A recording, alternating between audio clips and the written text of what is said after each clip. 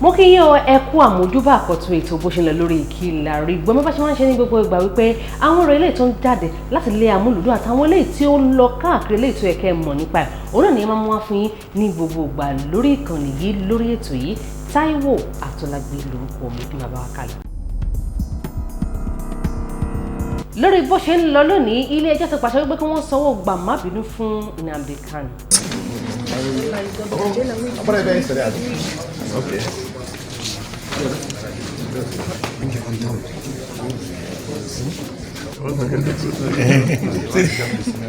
ní ọjọ́rú ọ̀sẹ̀ yìí ni ilé ẹjọ́ pàṣẹ wípé kí ìjọba orílẹ̀-èdè Nàìjíríà sanwó gbà má bínú fún ajìjàǹgbara fún orílẹ̀-èdè Biafra yẹn ní Nnamdi Kanu fún bí wọ́n ṣe dì í ní pàǹpá wọ orílẹ̀-èdè Nàìjíríà gẹ́gẹ́ bí adájọ́ ṣe wí wọ́n ní fífi sọ̀kò sí orílẹ̀-èdè Nàìjíríà jẹ́ ọ̀nà tí kò bófin mu nílẹ̀ yìí àti lókèrè pàápàá. Are you a journalist, madam? Next time. Come on.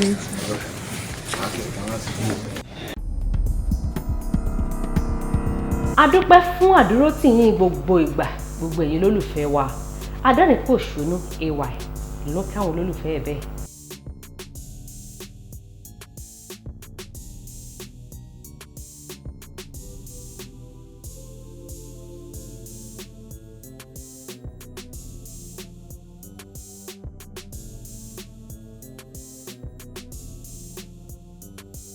lẹ́yìn ọdún 13 ọlọ́run tún gbé bí ó ṣe ń ṣe dé nínú ẹbí aláwàdà àti òṣèrékùnrin Ayọ̀ Mákùn bí ọlọ́run ṣe fi ọmọ tuntun ta ìdílé náà lọ́rẹ lẹ́yìn ọdún 13 tí wọ́n ti bí ọmọ àkọ́kọ́ gẹ́gẹ́ bí ó ṣe wí ìrìn àjò náà kò rọrùn rárá ṣùgbọ́n nínú ọlá ọlọ́run àti wíbẹ̀ ṣe bẹ́ẹ̀ ẹ̀gàn wá di ògo.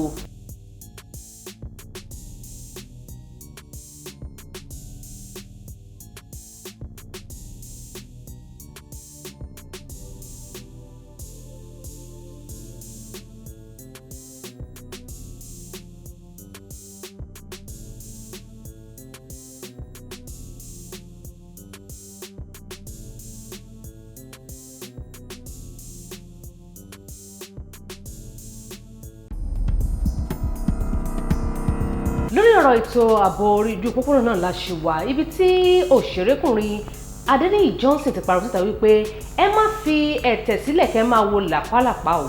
bàbá rẹ̀ tàdádì yín ṣé wò gbọ́n tí wọ́n mọ̀ sọ ni wọ́n ní àràbà ní bàbá ẹni abábálábà ní bàbá. ohun tí wọ́n ní kí òkòbó wọn bọ̀ kò bọ abẹ́rẹ́ ló múra sí lóòkùn lórí ètò ọ̀rọ̀ ààbò ilẹ̀ yìí pàápàá lẹ́yìn tí ó di lemọ́lemọ́ lójú òpópónà wa gbogbo òṣèrékùnrin Adéníyì Johnson ti sọ̀rọ̀ sókè wípé kí ìjọba ilẹ̀ yìí kí wọ́n gbárù ti ọ̀rọ̀ ètò ààbò dáadáa kí wọ́n má fi ẹ̀tẹ̀ sílẹ̀ máa wo làpálàpá gẹ́gẹ́ bó ṣe wí ó ní inú fún ẹ̀dọ̀ fún ní gbogbo arìnrìn-àjò àti awakọ̀ wà nílẹ̀ yìí báyìí nítorí pé ọ̀rọ̀ ti di ojúlẹ̀ lákàn fi ń ṣọ́rí àti wípé níbi tí ọ̀rọ̀ dé dúró yìí ìrìn àjò láàrin Ìbàdàn sí Èkó tàbí Èkó sí Ìbàdàn ti wá di ohun ìfòyà báyìí.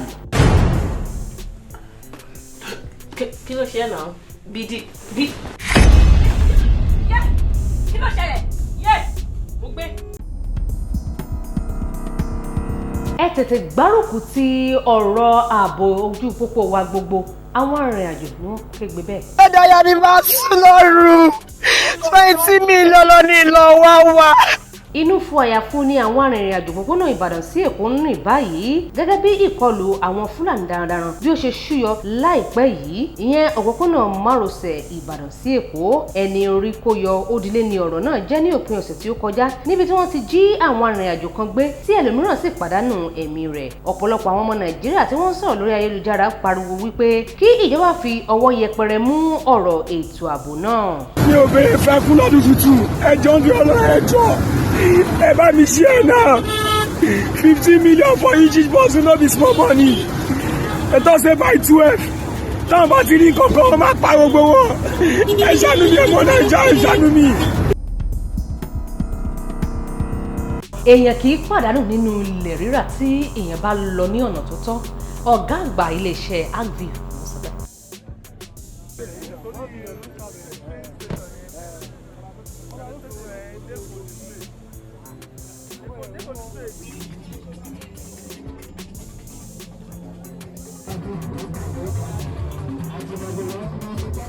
bí ìgbà tí ènìyàn bá dá okòwò pamọ́ ni ó ṣe máa ń rí. Tí ènìyàn bá ṣe òwò ilẹ̀ tàbí tí ènìyàn bá ra ilẹ̀ nígbà tí ó yẹ lọ́dọ̀ àwọn tí ó tọ́ nígbà tí ó tọ́. Ọ̀gá àgbà iléeṣẹ́ 1Billion ni ó sọ̀rọ̀ yìí níbi ìfilọ́lẹ̀ àti ìṣíṣọ́lójú estate wọn tuntun èyí tí wọ́n ṣí ní agbègbè Mọ́níyà Ìsẹ́yìn Road nípínlẹ̀ Ọ̀yọ́. Aṣojú iléeṣẹ́ ọ̀hún àgbà òṣèré Màmá Ìdòwú Phillips tí gbogbo ayé mọ̀ sí Ìyá Rainbow àti àwọn èèyàn jàǹkànjàǹkàn náà ni wọ́n wà níbẹ̀. Ẹ jẹ́ kí a wò bí ayẹyẹ náà ṣe lọ. ẹ bá ra lẹ̀ pẹ̀lú 1Billion ìfọkànbalẹ̀ ló rà torí ìbẹ̀rù Ọlọ́run la fi ń ṣe gbogbo nǹkan tá à ń ṣe. Kò sí bóyá pé wàhálà kan wà ń bẹ̀ pé ọmọ nílẹ̀ wàhálà kan kò sí yẹn àti yanjú gbogbo yẹn. Kò sí ìjọba wàhálà ilẹ̀ ní sí ọ̀fọ̀ kò ń ṣe ilẹ̀ olómi kan fi máa fíìl ilẹ̀ dryland là ń tà.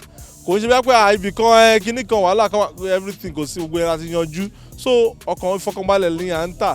A máa pe yín gbogbo yẹn ara lé kẹ wá donílẹ̀ kẹ donílé kẹ fi bó ṣe ń jó lọ́wọ́ ní káwọn máa fi jólẹ̀ yẹn là gbé wá ní àyìn Ìbàdàn báyìí kẹ́yìn náà wá ní tiyín. Ìdáhùn àdúrà wa nígbà tá ò lérò ní ìrètí ṣe. Màmá òṣèré tíátà Ìrètí Ọ̀sáyẹmí ló sọ láìpẹ́ yìí ni wọ́n ṣe ayẹyẹ ọjọ́ ìbí 40 ọdún àìròtẹ́lẹ̀ fún òṣèré tíátà Ìrètí Ọ̀sáyẹmí gẹ́gẹ́ bí ọ̀kan nínú àwọn àbúrò rẹ̀ ṣe wí. Wọ́n sọ wípé Ìrètí jẹ́ ẹni tí kò kúndùn ṣíṣe ayẹyẹ ọjọ́ ìbí nítorí ẹ̀ ni àwọn fi eléyìí ṣe ìyàlẹ́nu fún un nítorí òun náà kò jẹ́ bẹ́ẹ̀. Ẹni tí ó máa ń gbárùkù ti ẹni ni ló jẹ́ lọ́jọ́ ìṣòro. Bákan náà nígbà tí màmá tí ó bí òṣèré náà ń dáhùn ìbéèrè láti ọ̀dọ̀ ikọ̀ bó ṣe ń lọ lórí Kilarigbo, wọ́n ní ìdáhùn àdúrà àwọn ọlọ́jọ́ pípẹ́ ni Ìrètí Ọ̀sáyẹmí jẹ́ nítorí wípé nígbà tí àwọn ti sọ ìrètí nù ni Ọlọ́run fi ta àwọn lọ́rẹ. Ẹnu oníkàn ònà tí ń gbọ́ kan. I am Mrs. Ọ̀sáyẹmí Esther. I'm the mother to Ìrètí Ọ̀sáyẹmí. Ó pé ọdún 12 àti bímọ gbẹ̀yìn ká tó wá rí òun bí. So mo dúpẹ́ ní gbogbo ọ̀nà lọ́wọ́ Ọlọ́run. Òun ló mú orúkọ yẹn wáyé. Ìrètí yẹn.